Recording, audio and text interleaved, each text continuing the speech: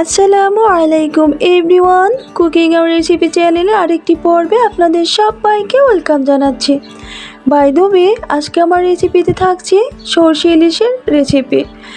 আমরা সবাই কম বেশি রান্না করতে পারি, সবার রান্নাটাই মজার, বাট এক একজনের রান্না এক এক ধরনের।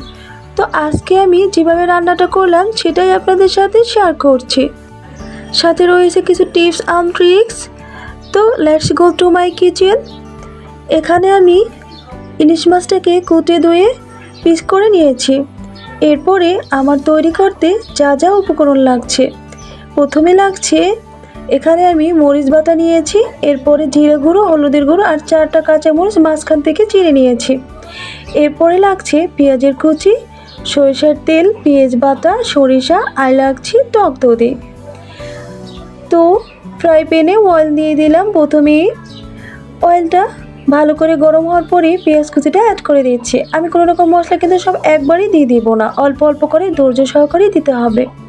এরপর কিছু টাইম ভেজে নেওয়ার পরে পেঁয়াজের পেস্টটা অ্যাড করে দিয়েছি।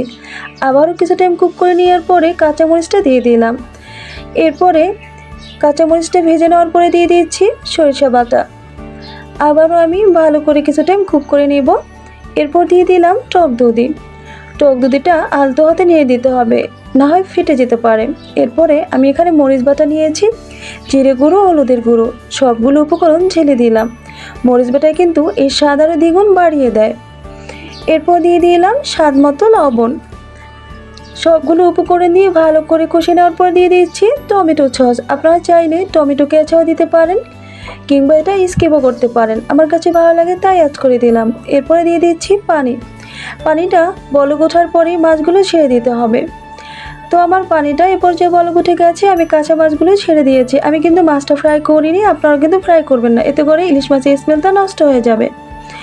তো এখানে আমার 90% কুক হয়ে গেছে।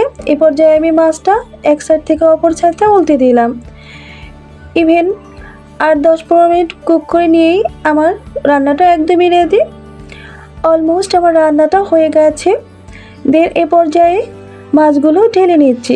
দেখেন কত সুন্দর হয়েছে, দেখতে বোঝা যাচ্ছে কতটা লোভনীয়। এখানে কিন্তু বোঝা যাচ্ছে মাছটা আমি ভেজে নিয়েছিলাম, বাট এটা কিন্তু আমি ভেজেই নিইনি। কত সুন্দর কালারটা এসছে এবং স্মেলও বেরোচ্ছে। তো আপনাদের কাছে অবশ্যই ভালো লাগছে, ভালো লাগলে সাবস্ক্রাইব করে পাশে থাকবেন, প্রেস বাটনটি অন করে দেবেন নোটিফিকেশন সবার আগে পাওয়ার জন্য। লাইক, ফলো অ্যান্ড শেয়ার করবেন।